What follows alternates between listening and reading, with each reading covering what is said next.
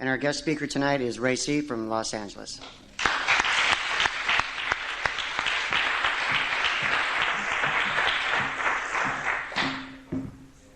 Boy, thank you. I am an alcoholic, and my name is Ray. You know, I knew you were going to say that. Sometimes I go to meetings and I say, I'm an alcoholic, and I start talking, and then somebody says, are you not? No, I start talking, and they say, are you an alcoholic? And no, I'm an Al-Anon member. And I won't say my name. And that fouls everybody up in an AA meeting. You ever notice that? And somebody be sitting there on their hands, he's just a self-centered son of a bitch, man. Goes on in the mind, you know. Already you've judged me, a few of you down here, haven't you? Wonder what he's going to say. Wonder how long he's sober. Anybody think about that? I want to thank Wayne for asking me up here tonight. And I want to say that I'm very serious about Alcoholics Anonymous. Very serious. And if I tend to get a little passionate, you only got to put up with me for a little bit of time.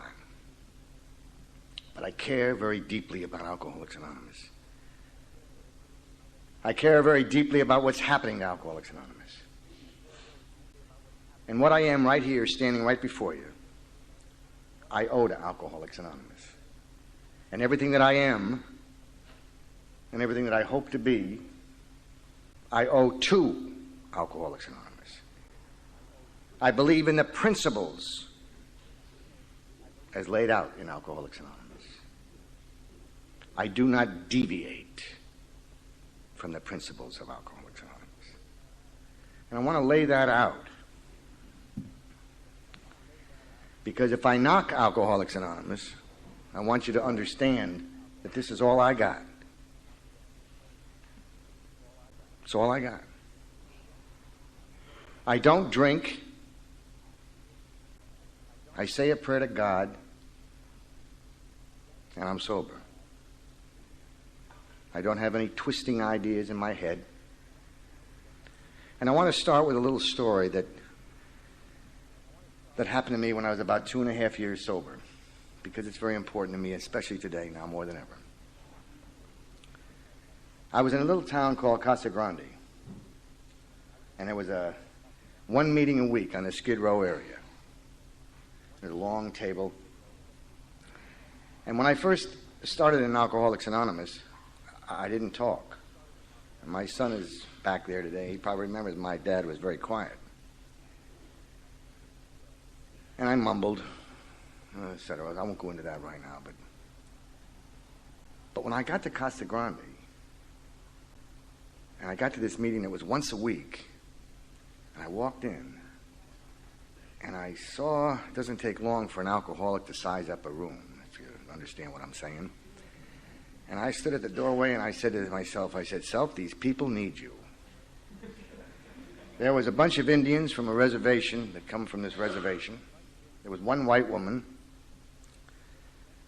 and there were these great big water bugs on the floor. You know, if you stepped on them, your foot would go, ooh. I mean, it was wild. I said to myself, man, it's going to be unbelievable talking here tonight, because they don't know anything out here about what I know. I've been to meetings. I'm 2.5 years sober. I mean, I know. And the meeting opened up, and it was at, like I said, this long table.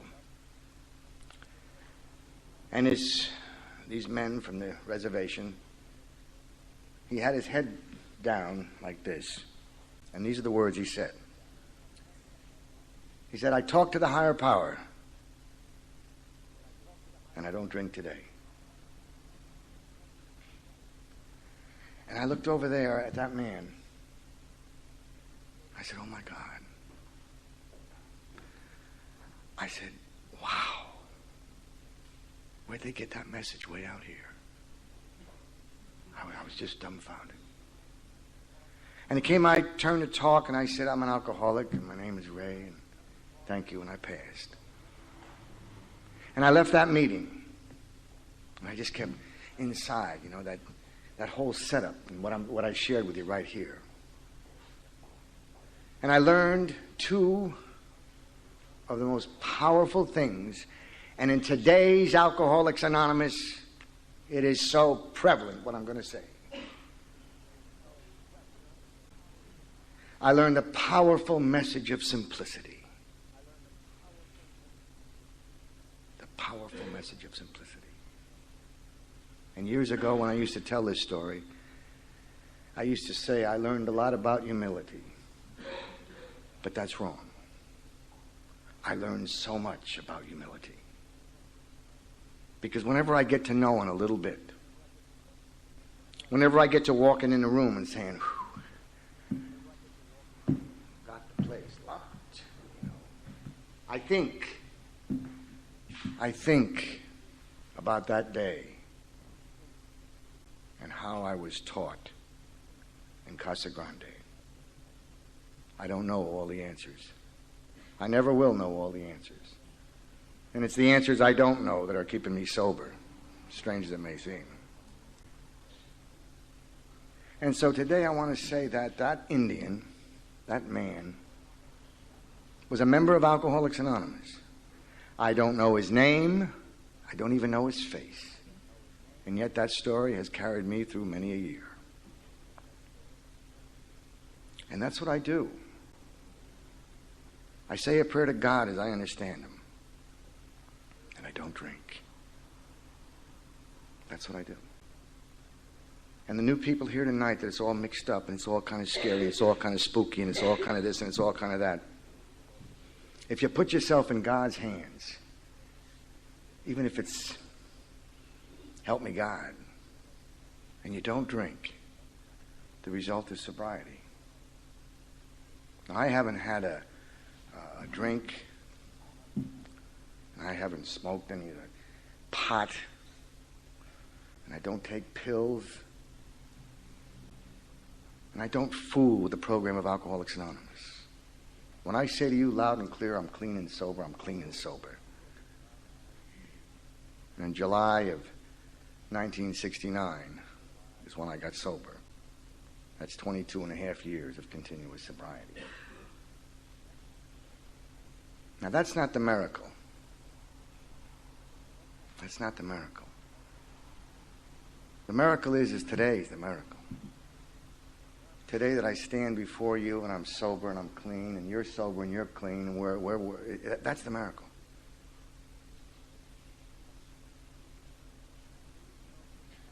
And I believe, things like in the, what was read here tonight, the ABCs. A, that I'm an alcoholic. B, that probably no human power could relieve my alcoholism. And C, that God could and would if He were sought. Those are important things. It's important to know what you suffer from. Analogy of the body coupled with an obsession of the mind, as the MA or the doctor said in 1956. It's never tossed around anymore. Yes, somebody, well, what do you... And then from Alcoholics Anonymous, everybody, boy, they know the book. When it describes the alcoholic in the book of Alcoholics Anonymous, you got to know what you suffer from in order to come to these meetings. If I'm an alcoholic or pillhead or whatever the head, it doesn't make any difference.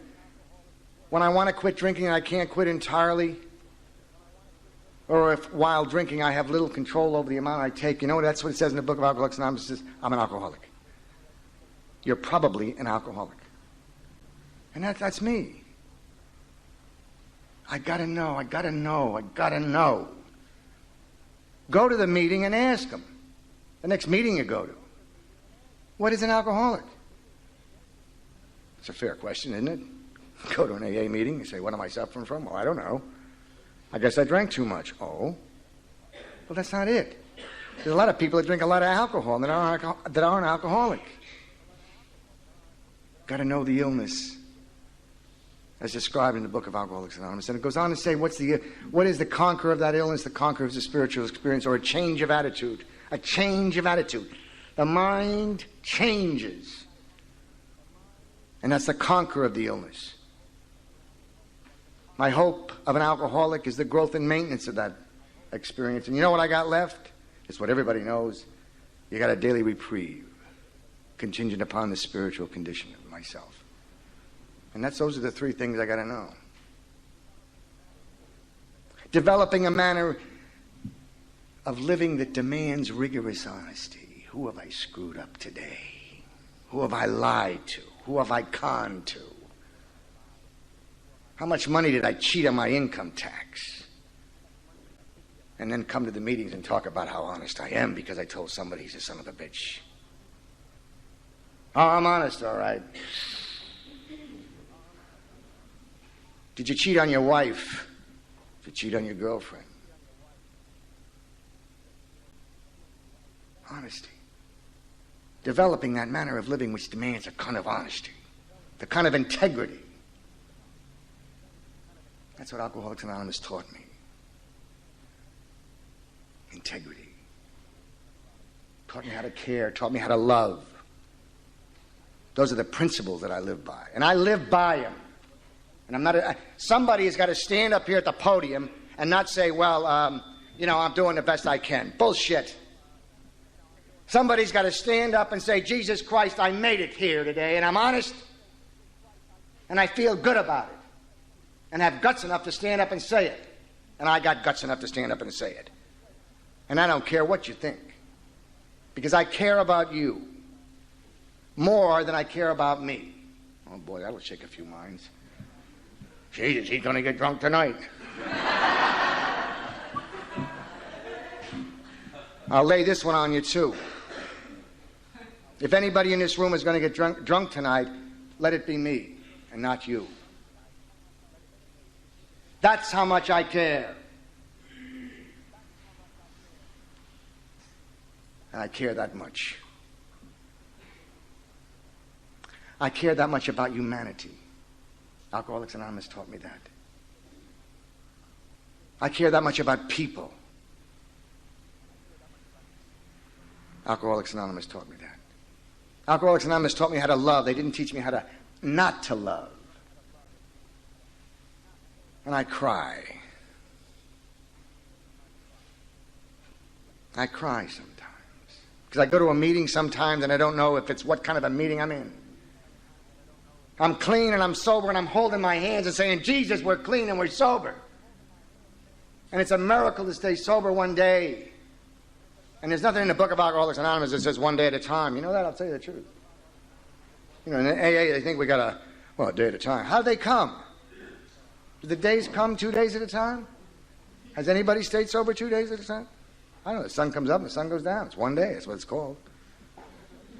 But in AA, they say, day at a time.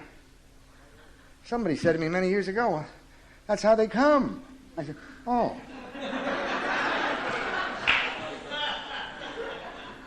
You know, a brilliant mind like mine, that was something very ingenious. When was the last time I helped a human being and not sitting in a meeting? When was the last time I was out on the street, maybe held a little lady across the street and not at a meeting? When was the last time I read to a blind child and not at a meeting? When was the last time I gave freely of myself to my fellow man and not at a meeting?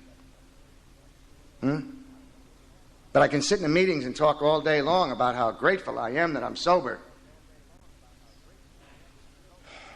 Where my sobriety carries me is where it counts. Years ago when I came in, it was like, you pick up a drunk, you go help him, and you pick up a drunk and you go help him. You pick up a drunk and go help him. You pick up a drunk and you go help him.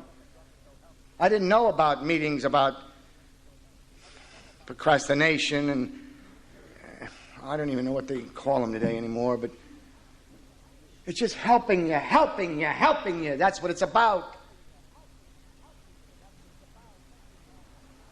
And that hurts me inside when I sit around a meeting and everybody's talking. I go back there the next day and they're all still talking. And there's people dying out there. Jesus, don't bring a wet drunk in here. Ugh, they might puke on you. How long you been sober? You been sober 6 days? Yeah, you can't talk until you got 7. Okay, next.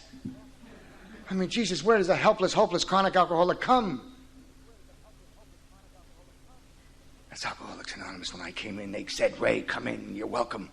I was a helpless, hopeless, chronic alcoholic. I was bleeding from the inside, and I was bearded, and I was dirty, and I was smelly, and I had lost everything I could possibly lose. I had to begin to learn how to talk again. I had to learn how to think again. I had to learn how to be with my son again, my daughter. I had to learn all these things. In the AAs, I didn't talk. I put marbles in my mouth to learn how to talk again. And clothes, and I lived in this abandoned duplex down in the hills of Hollywood. I said, my God, man, is there a chance for me? And a year and a year and a year would go by, and, pretty soon my self began to change. I looked different. The change had taken place. But the dregs, alcohol had taken the damage in me and turned me inside out and twisted me around, and it left me on the streets. And I remember that. I remember what was left after the alcohol left me. And so that when I come back into Alcoholics Anonymous, the thing is let me help somebody. Let me tell somebody. That's the way it was. Alcoholics Anonymous became a thing with me. I devoted all my energy to helping and to working with others and to doing, and I thought AA would never change. I thought it would always be the same way. And it's good. Don't misunderstand me. It's okay. I'm not knocking it to that degree. But Jesus, I thought it was a very small clique, small group, and it would never change. A newcomer would come in. How can I help you? How can I help you? Here's my name and number. Today, if a pretty girl walks in, they didn't have pretty girls 22 years ago. The old timers right now clicked on and said, yeah, we did. Ask the old timers that are sitting around your meetings today. They're your lights. They must go out and go out. The old timers must go out and pick up the drunks and show the new people how to work with the drunks or the dopers or whatever you got. I don't, the big controversies in AA, Well, if you take dope, we don't want you to talk. The guys, and if you drink alcohol, we don't want you to talk either. Jesus, you can't. If you take dope, you can't drink alcohol. I mean, wow. It's unbelievable. I mean, the controversy between the dopers and the alkies. What about the people getting paid for it and not getting paid for it? What about the counselors that are all over? Shh. We used to have two-hatters. We used to call them years ago. One two-hatter. We don't want to. A two-hatter is a guy that's a counselor during the day, takes off his hat, and he's an AA member at night. And he'd come to the meeting, and we'd all. I said, "Wow, got to stay away from him. He's selling it." Can't do that now anymore. I'll be the only one in a meeting sometimes. Everybody else. And they got the new word. What is a new word? I can't think of the new word. Chemical dependency. Is that the word? Chemically dependent. We used to just call you, I hate to say this word, a fucking drunk. You're just a drunk. And then when you got to Alcoholics Anonymous, you know what you became? An alcoholic.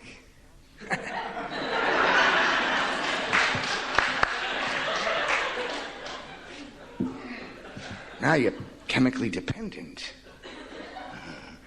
Probably wear those Depends because you're chemically dependent, I guess. I felt sorry for her. She was so beautiful, and she talks about Depends on the TV. Anyway, June Allison, that was.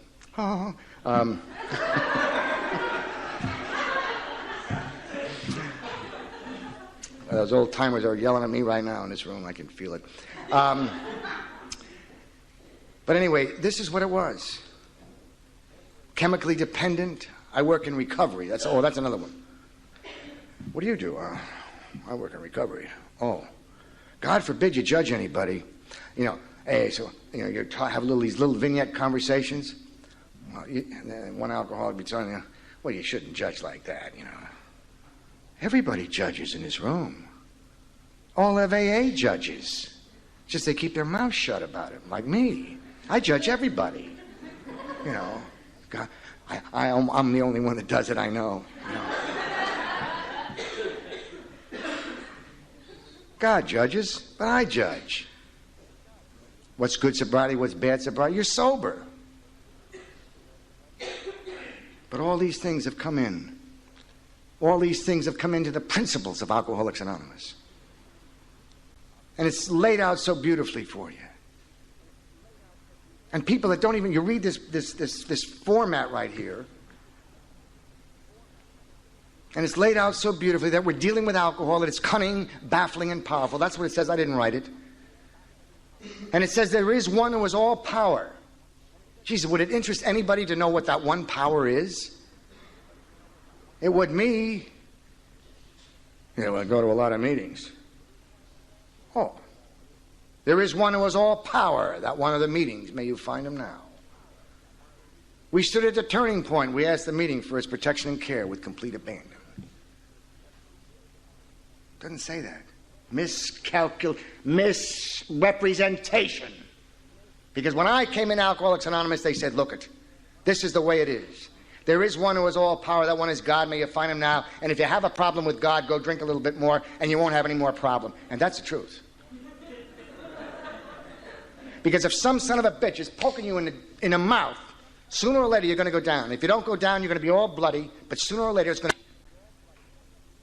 And drugs and alcohol, if it hasn't beat you into that state of reasonableness, and you're still talking and you're still, the ego, oh, I ain't going to believe in God. Well, that's what the answer says. I believe that concept. I believe that. I just happen to believe it. I stood at the turning point. I asked his protection and care with complete abandon. That's what I did. Jesus, when you tell your new people today, tell them that. No, I don't want to talk about that stuff. And so somebody goes out and gets drunk, and everybody goes, ooh, that's scary. Boy, that's a guy with 10 years went out and drank. Wow, that's scary. You know that it tells you in many different places in the book of Alcoholics Anonymous where you're going to drink? Did you know that? And not one place did it say if you miss a meeting, you'll drink. It's frightening. Ask yourself tonight, because I'm not going to give you that answer. 5. Give me 3 places in the book of Alcoholics Anonymous where it says, you will drink. The 5th step, right? You all know that. If you don't take the 5th step, you'll drink again. You may not overcome drinking. You have a resentment, you cut off the sunlight of the spirit, and the insanity of drinking, insanity of alcohol will return, and you'll drink again. It just says it in plain English. Sexually, if you continue to hurt people, you're sure to drink again. And obviously, if you're going to drink by not taking the 5th step, then you haven't taken the 4th step, according to this program. And the 9th step, you may not overcome alcohol. That's what it says. I got to know what I suffer from. I got to know where the pitfalls are. I can't just sit here and say, well, all this good stuff, I got to know. And that's what I want to know. I want to know where my friends are. Where are my friends in AA? Are my friends the one that gossip behind me?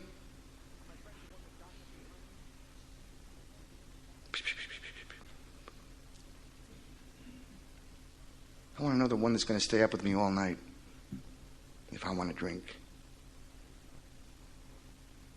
I want to see the guy that gives out his number at a meeting and says, here, to the new people, and not be afraid that they're going to get a telephone call. You ever see that in a meeting? Somebody gives a phone number, the first thing you think of, he might call me. It's true. It's true. Or it's a TV night tonight. Are you sober? Yeah. No. Call me when you're sober.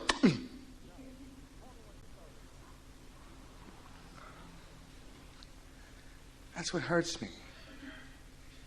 How do I know when God picks the time that this is the night that you're going to get sober? How do I know?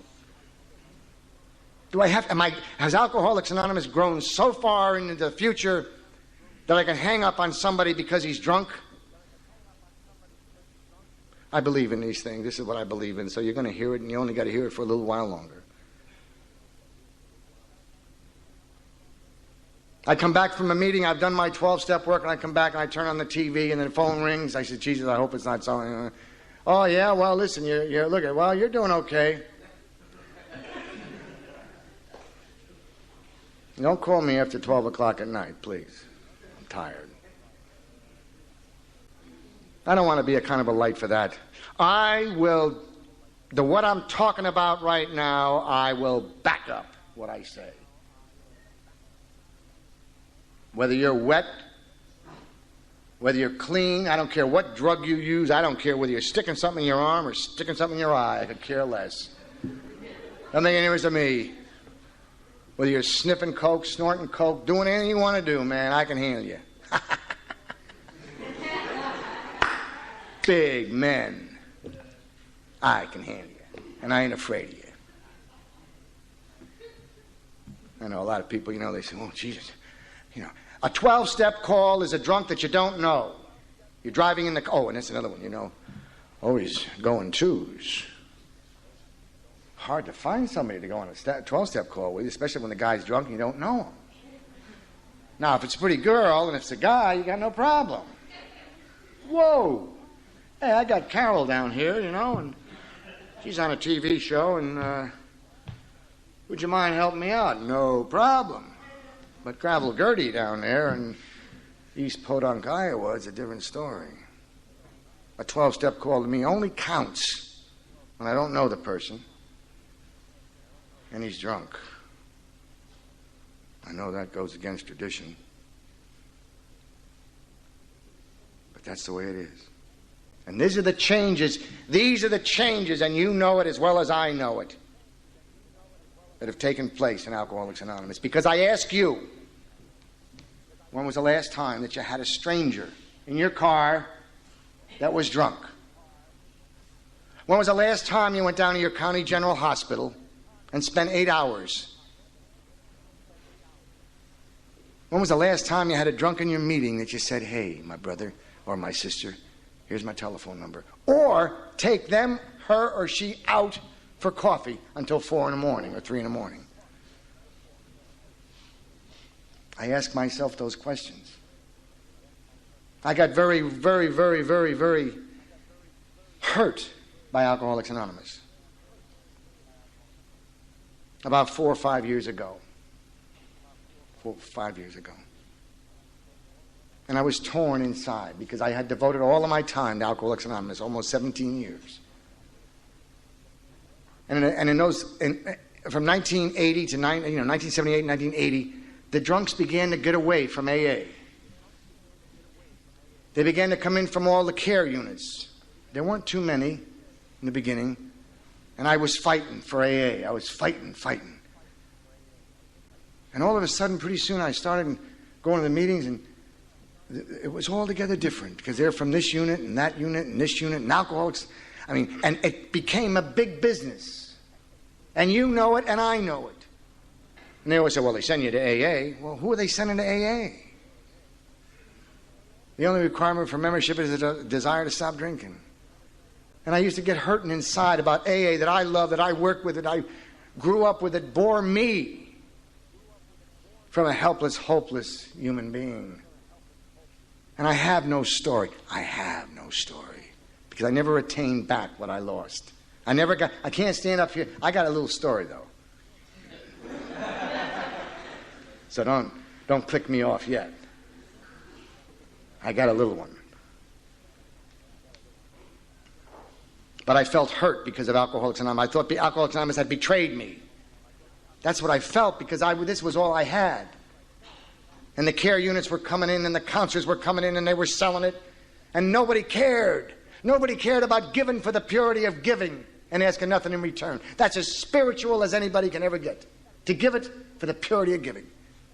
And they twist it around and say, well, rather they learn from me than from you. Not me, but, oh, okay. And the rationalizations and the justifications and the compromises came in. And I started to get sick in my guts. Rationalizations and justifications and compromises. Those three things. If I'm doing any of those three things, I'm in deep trouble. And I couldn't any longer accept what AA had become about 5 years ago. I couldn't accept the fact that we would turn away drunks and you couldn't talk unless you had 6 months of sobriety. Or if you're not sober, we don't want you here at the meeting. And if you can't take care of a wet drunk in a goddamn AA meeting, where do you go? I say I get a little passionate about some of these things. You know? But where do you go? If a drunk comes in off the street and he's drunk, where does he go? If you can't take care of him, then he's got no hope. A puking woman.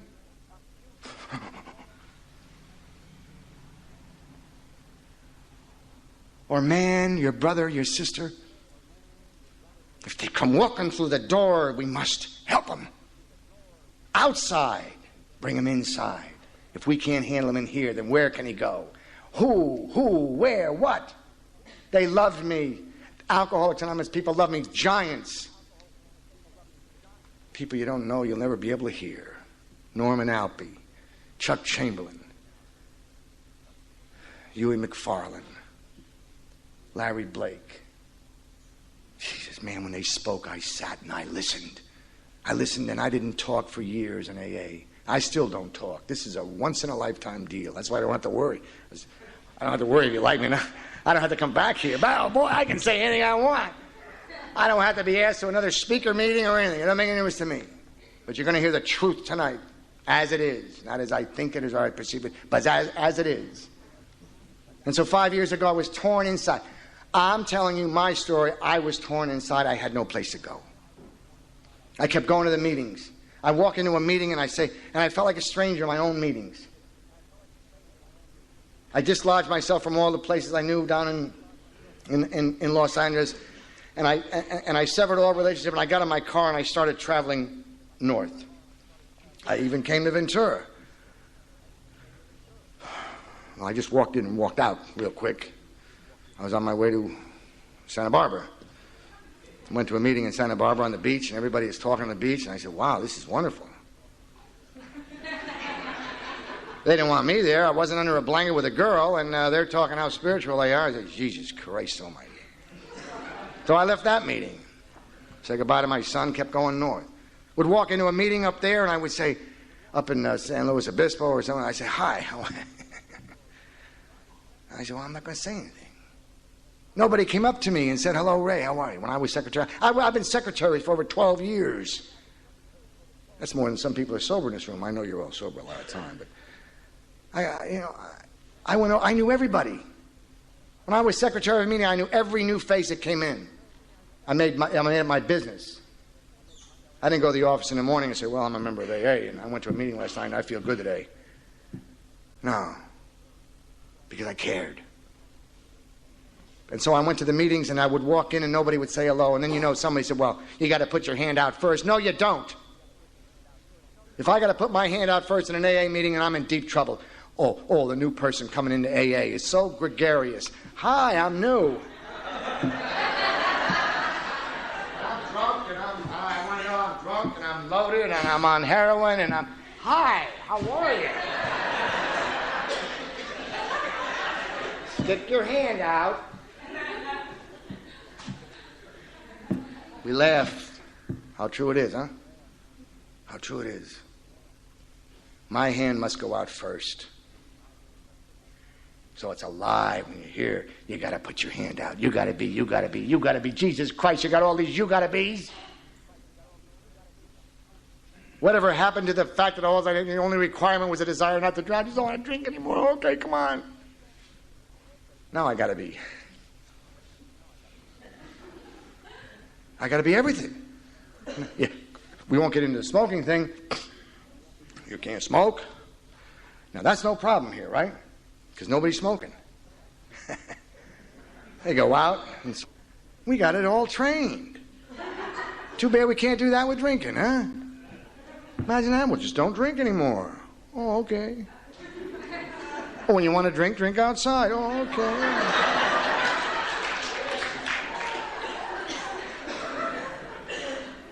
Amazing, huh? Amazing what we've so sophisticated. Sophisticated AA. I'm even wearing a suit. It's the only one I got.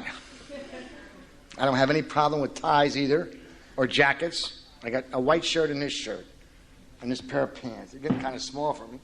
It's all that good living. I don't have any money. I don't have any property. I don't have any prestige. I don't have anything.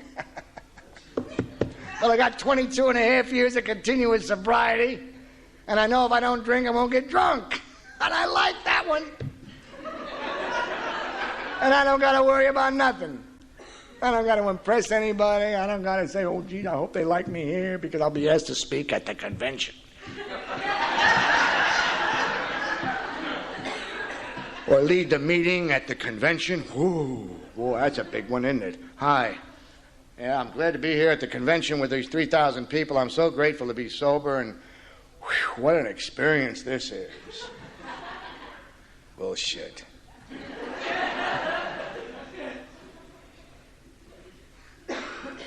Give me one wet drunk in an alleyway, and I'll give you the most grateful thing I'll ever be. To be used to God himself as an instrument of God. I hope you're not leaving because of me. We've had enough of him, please. I know. Substitute speaker. God, we got out of there. Anyway, I'm only teasing. God, if we can't have a little fun, what the hell's it all about? You know, so sensitive alcoholics. Sometimes, it says, I only got 10 minutes left here, about 12 minutes. Anyway, one time it says, something about the sensitive alcohol. I'll get back to this other story about the sensitive alcoholic. Alcoholics are very sensitive. The guy used to say, Book of Alcoholics Anonymous says alcoholics are sensitive. I said, wow, gee. Book of Alcoholics Anonymous says alcoholics are sensitive. Well, I finally found that. It says it's true. It says alcoholics are very sensitive people, but it also says it takes a long time for some of us to outgrow that serious handicap. They never gave me the second part of it, only the first part of it. It takes a long time to outgrow that serious handicap. I'm not sensitive.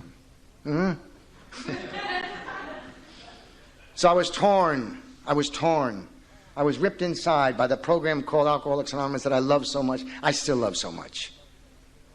And I tried to find my way. I pounded my dashboard of my truck. I said, God, show me the way. Show me the way. Show me. And no answer came. And I pounded more, and I drove more, and I was angry, and I was frustrated. I didn't want to drink or anything like that, but I was just, Jesus, just show me the way. I followed the will of God, and I have been for a long time. And I'm questing, show me. And all of a sudden, a thing came in my head. They said, Ray, go back down to L.A. Ah, Jesus, no. I'm already through with L.A. I want to go someplace else. So I kept driving north. No, go back to L.A. Jesus, the feeling kept getting worse and worse. And every time I thought I was taking a right, I'd take a left. And I thought it was God's will this way. I'd go against the God's will because I didn't want to come back. And now I'm coming back. I made my truck and I turned my truck back. And now I says, okay, God, what do you want me to do? I couldn't get the answer. What is it that you want me to do now? And I'm writhing in this miserableness feeling inside. I've gone to maybe about 50 meetings on the road, and every one was the same. No, that was gone. It was gone. Now remember, this is my story. And I'm begging, God, show me. What do you want me to do?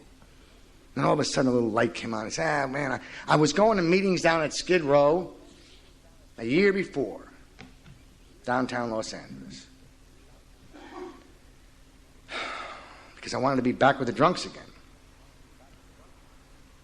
So all of a sudden, those meetings pop in my mind. I said, I've been back down to Skid Row. I said, wait a minute. I've served my time with drunks. I want to go to Beverly Hills and start a meeting in Beverly Hills or things like that, Let me start one in Palm Springs. That sounds good. The hell, 17 years of sobriety, all this experience I got, I can sit back. Talk about the third step. When a girl comes in, hello, honey, how are you? Spiritual part of this program, you better come and see me later on, we'll talk about it. I could put that suit on and I could really talk. But no, that wasn't the case. The case was that I saw the meeting and I said, well, maybe I should start a meeting down on Skid Row. Do you know... Take it easy, Ray. Do you know... You've all heard of Skid Row, right? Many of you have been there. Do you know there's only one meeting a night on Skid Row? Do you know that is where the cry of despair is constant? There are no care units down there. No money to be made. There's no big counselors down there trying to rustle up some business. They're not there.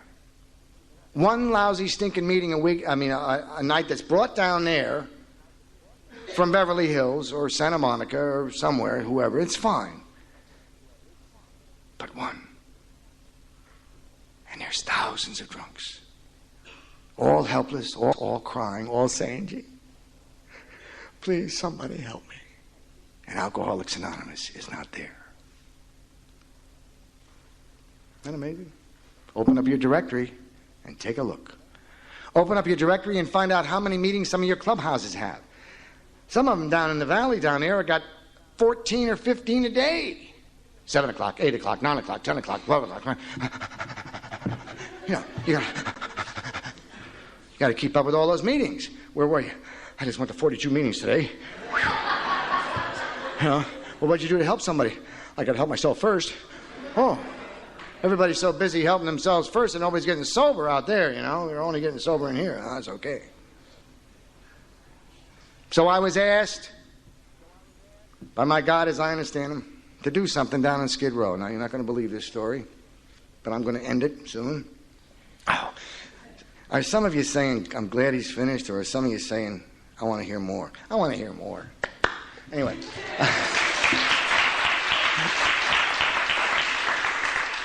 I truly love you, and I really do, because I learned.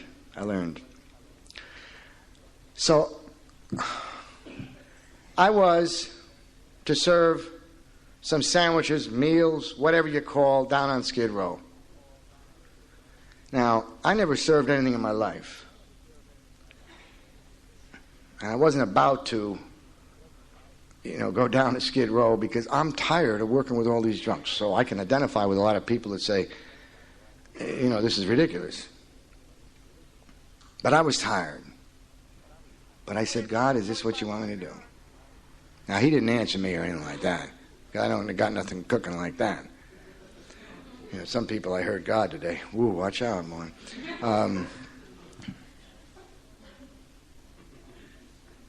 So I thought it'd be a couple of trips downtown, a couple of sandwiches like millions of people do and thousands of people do. So in December 1987, I went down to Skid Row. And that month, I think we served something like 700 and some odd sandwiches. The first trip made 111 peanut butter and jelly sandwiches. And I had to go to, it was pouring raining that night, and I made all these sandwiches.